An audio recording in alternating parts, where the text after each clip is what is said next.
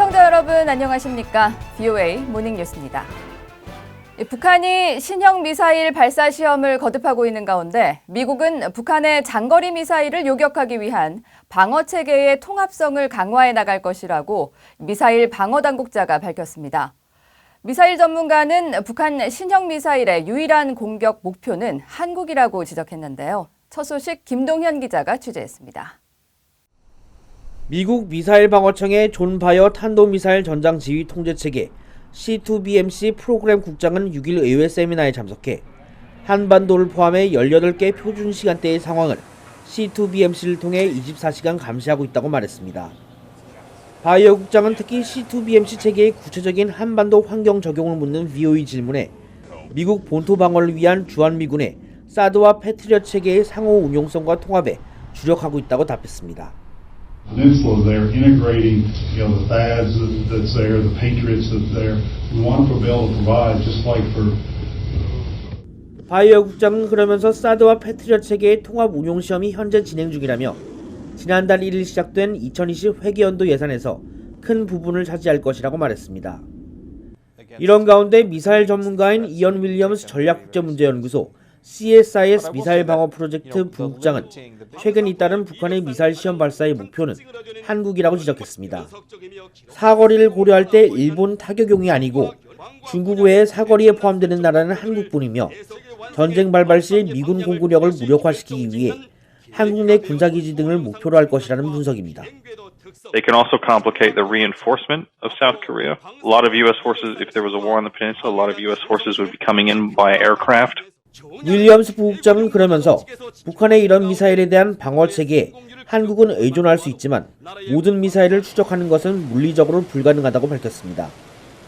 특히 한국의 탄도미사일 방어 체계는 매우 높은 고도의 미사일을 겨냥하는데 북한의 신형 미사일들은 기존 탄도미사일보다 고도가 상당히 낮다는 게 큰 문제라면서 공군 레이더 등 정보 감시와 정찰 자산을 훨씬 더 많이 갖춰야 한다고 강조하고 미국 미사일 방어망과 통합을 거부하는 한국의 결정은 중국에 대한 양보일 뿐이라고 지적했습니다.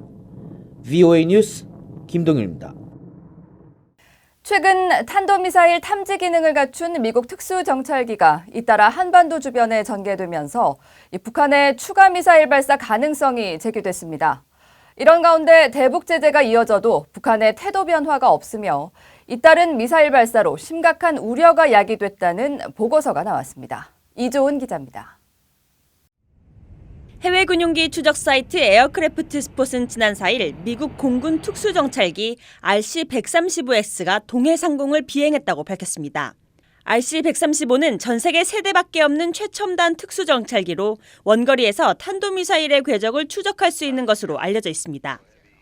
이 특수정찰기는 북한의 미사일 발사가 집중됐던 지난 7월과 8월 사이 모두 5차례 동해 상공을 비행해 북한의 추가 미사일 발사 징후가 포착돼 감시에 나선 것이라는 관측이 나옵니다.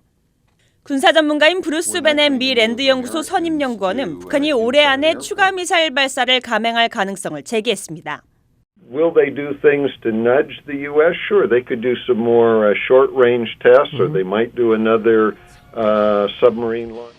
베넨 연구원은 그러나 북한 스스로 미북 비핵화 협상의 시한을 올해 말로 정한 만큼 그때까진 대륙간 탄도미사일 ICBM 발사 같은 중대한 도발 행위는 하지 않을 것으로 내다봤습니다. 이런 가운데 북한의 연이은 미사일 발사가 한반도 평화와 안정을 위태롭게 만들고 있다는 민간기관의 지적이 나왔습니다. 유엔 안보리 활동을 분석하는 민간단체 안보리 보고는 11월 보고서를 통해 유엔 안보리 대북 제재에도 불구하고 북한의 태도에 전혀 변화가 없다고 밝혔습니다.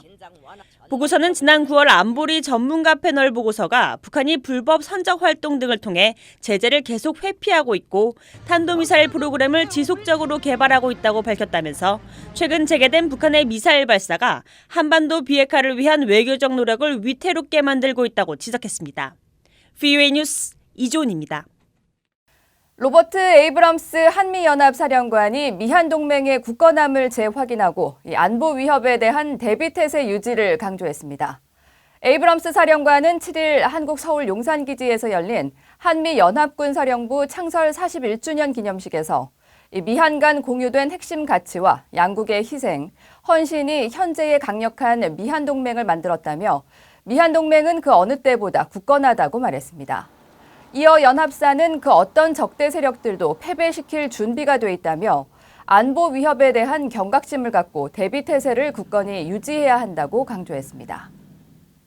미국 정부 고위 관리들이 한국의 한일 군사 정보 보호 협정 지소미아에 대한 종료 결정을 재고할 것을 잇따라 촉구하고 있습니다.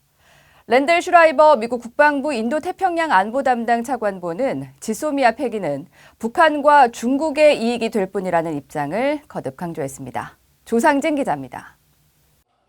랜델 슈라이버 미 국방부 인도태평양 안보 담당 차관보는 한일 관계의 긴장이 중국과 북한에 이익을 줄 뿐이라고 거듭 밝혔습니다.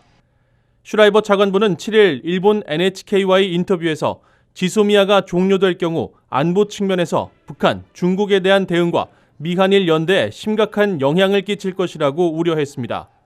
이어 한국이 결정을 재고할 시간은 아직 있다며 지소미아를 유지하도록 계속 설득할 것이라고 강조했습니다. 지난 2014년 체결한 한미일 정보공유각서로 지소미아를 대체하겠다는 한국 정부의 주장에 대해서는 비효율적이라는 입장도 분명히 했습니다. 한미일 정보공유각서는 미국을 거치지 않으면 한일 간 정보공유가 불가능해 비효율적이라며 현재 안보 환경에 적합하지 않다고 선을 그었습니다. 슈라이버 차관보는 앞서 한국 언론과의 인터뷰에서도 한국이 지소미아 종료 결정을 재고해 주기를 바란다고 거듭 촉구했습니다. 특히 지소미아가 종료돼도 미한 동맹이 기존처럼 유지되느냐는 질문에는 즉답을 피해 종료 결정에 대한 미국의 불만을 드러낸 것이라고 한국 언론은 전했습니다. 이런 가운데 마크 네퍼 미국 국무부 한국-일본 담당 동아태 부차관보는 미한 양국 간 발전적 관계의 중요성을 다시 한번 강조했습니다. 네퍼 부차관보는 7일 한국에서 열린 제3차 한미 민관합동 경제포럼에 참석해 모범적인 미국과 한국의 사례가 아세안 국가들에게 바람직한 대안이 될 수 있다며 영내 평화와 번영을 위해 미한 양국이 더 많은 역할을 할 수 있을 것으로 기대한다고 밝혔습니다. 또 동아시아 지역에 중국 등 불투명한 관행을 가진 나라들이 많다며 미국의 인도태평양 전략 목표는 이런 관행에 대한 대안을 제시하는 것이라고 강조했습니다. VOA 뉴스 조상진입니다. 마크 에스퍼 미국 국방장관이 오는 다음 주 한국과 태국, 필리핀, 베트남 등을 방문합니다.